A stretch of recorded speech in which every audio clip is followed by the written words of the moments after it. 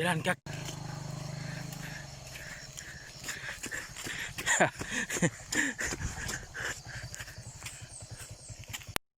Oke teman-teman, di atas bukit itu, nah, di situ nanti kita pasang jerat ayam hutan. Nah di situ kita masuk ke sana.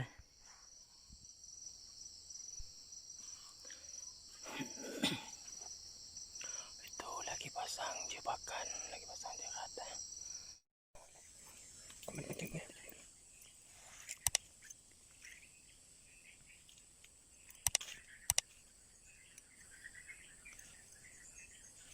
Tuh, tinggalin dulu.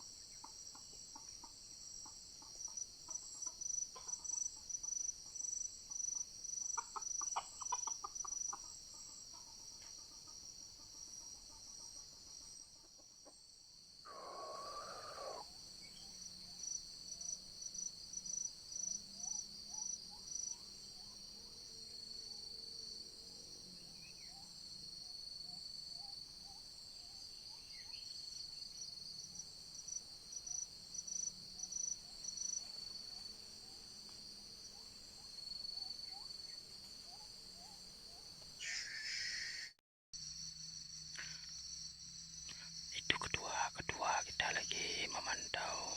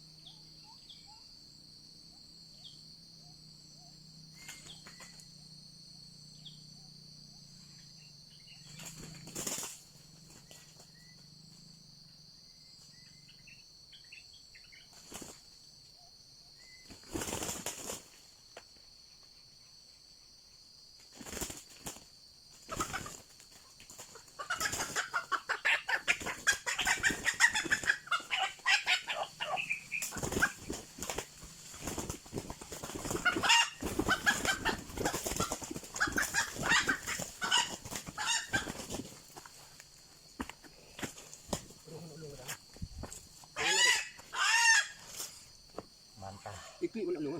Klik mana? Mana lu? Ayo bang, habis pecul habis ron.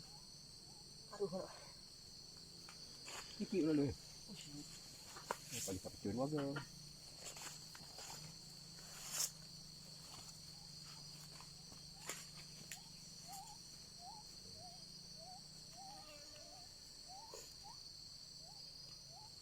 Kerana tak tidur aja ni. Kau mau bagah mana? Baik sama. Mana tim kau? Oh, mana ni orang? Ini boleh dulu. Okey. Tok ni. Apa ni?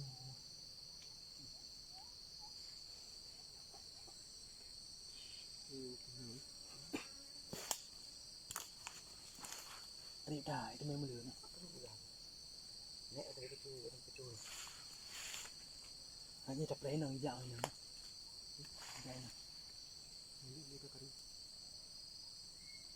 Boleh. Jadi kita rentar. Mama. Lagi dah. Mama. Kau kena buat pecul. Kau tak lakukan kita tak kena. Tak ada. Ya, nak buat jarang. Okey teman-teman, ni poin kita hari ni teman-teman. Kita dapat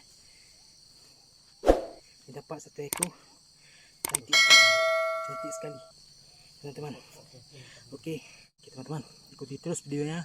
Jangan lupa di like dan di subscribe.